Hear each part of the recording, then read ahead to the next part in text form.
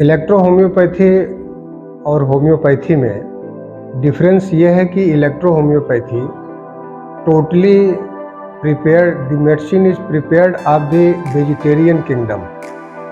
वनस्पति जगत से टोटल इलेक्ट्रोपैथी की औषधियाँ जो है बनाई जाती हैं। इसमें रासायनिक या केमिकल का यूज किसी भी तरीके से किया नहीं जाता है।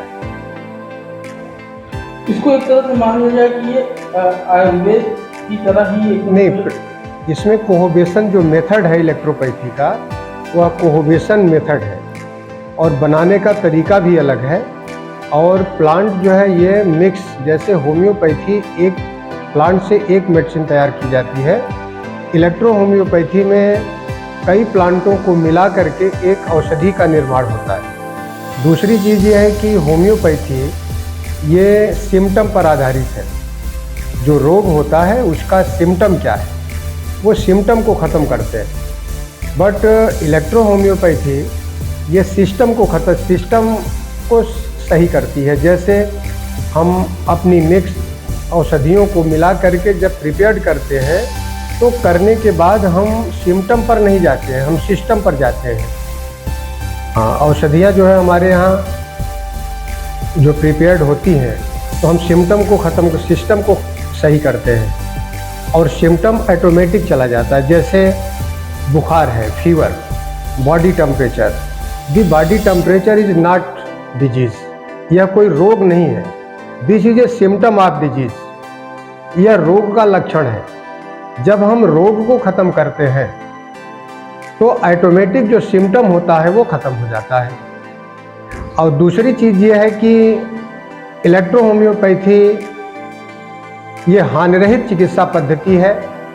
आने वाला जो समय है वह इलेक्ट्रोपैथी का ही है, क्योंकि हमारा जो सिद्धांत है रसे रक्ते च समुज्जयत, रस और रक्त से इस शरीर का निर्माण हुआ है, इलेक्ट्रोपैथी ये मानती है। जिस समय इलेक्ट्रो हमारी बॉडी के अंदर रस और रक्त दूषित होता है तो सारी बीमारियां हमारे शरीर के अंदर प्रवेश करती हैं। तो हमारा जो मोटो होता है, ट्रीटमेंट ऑफ आर्ट होता है, वह हम रस और रक्त को शुद्ध करते हैं। और जब रस रक्त शुद्ध हो जाता है तो हमारी शरीर के अंदर जो सिम्टम होते हैं, जो सिम्टम आता है, जो डिजीज का सिम्टम आता है, वह सिम्टम जो है वो ऑटोमेटिक खत्म हो जाता है।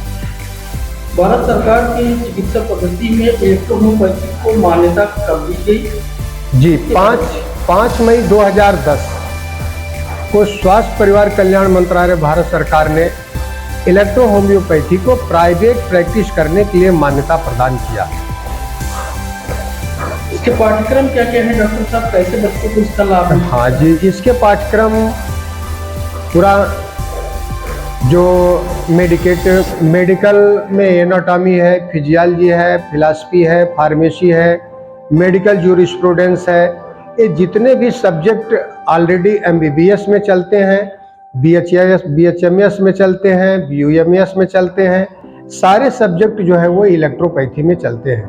बट डिफरेंस मात्र केवल यही है कि जो इलेक्ट्रोपैथी में fundamental of pharmacy, materia Medica, 2 subject केवल इलेक्ट्रोपैथी के चलते हैं। बाकी जो है वो एनाटॉमी से लेकर के गायनिकोलॉजी है, सर्जरी है, सारे सब्जेक्ट इलेक्ट्रोपैथी में पढ़ाए जाते हैं। और हानिरहित चिकित्सा पद्धति, कम खर्च में इलेक्ट्रोपैथी का ट्रीटमेंट और कम खर्च में डॉक्टर इलेक्ट्रोपैथी ही बनाती है।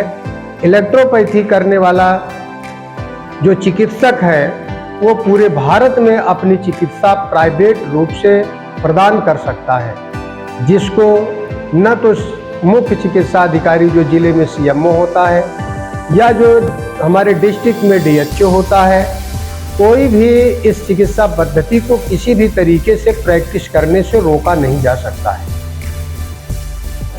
कोई बच्चा अगर इस पाठ्यक्रम में प्रवेश लेना चाहता है तो उसकी जरूरी पात्रताएं क्या क्या? इलेक्ट्रोपैथी में ये BEMS नामक कोर्स है, bachelor of electro homeopathy medicine and surgery. ये इंटरमीडिएट विज्ञान वर्ग से पास होना चाहिए।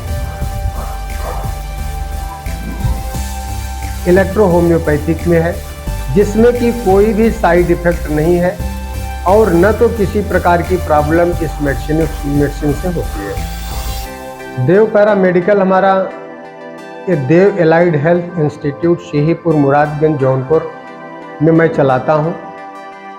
ये आज हमको चलाते जौनपुर में 27 ईयर्स हो गया। इसमें इंटर पास और हाई स्कूल पास बच्चों का एडमिशन होता है, जो कि सेल्फ अपने रोजगार को ये बढ़ा सकते हैं, जिसमें DMLT है, diploma in medical laboratory technology. दूसरा कोर्स है एक्सरे टेक्नीशियन। तीसरा कोर्स है डेंटल हाइजीनिस्ट और BSc MLT, MSc MLT, CMA-CD, जिसमें कि CMA-CD जो कोर्स है वो इंटर के बाद होता है।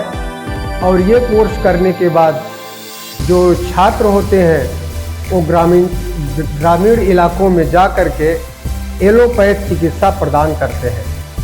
दूसरी बात यह है कि जो कम खर्च में कम समय में जो गरीब छात्र हैं वो हम लोगों के यहाँ से DMLT करने के बाद पैथोलॉजी, ब्लड एग्जामिनेशन और एक्सरे टेक्नीशियन का काम जो हॉस्पिटल हैं, प्राइवेट हॉस्पिटल हैं, ट्रस्ट के हॉस्पिटल हैं, इन सब में जा कर के वो अपना जो है नौकरी करते हैं। और अगर ये स्टूडेंट बाहर भी जाना चाहें, अब्रॉड भी जाना चाहें, तो इस डिप्लोमा को प्रदान करने के बाद विदेशों में भी जा कर के अपनी सेवा को प्रदान कर सकते हैं। दूसरी चीज़ यह है कि इतने कम खर्च में हम लोग अच्छी शिक्षा प्रदान कराते हैं। पर डे उनको प्रेडिकल करवाते हैं। 10 बजे से 3 बजे तक उनका क्लास चलता है। जितनी भी आवश्यकताएं हैं सबकी पूर्ति हमारा देव एलाइड हेल्थ इंस्टीट्यूट करता है। और इस संस्थान को हम 2 जगह से चलाते हैं।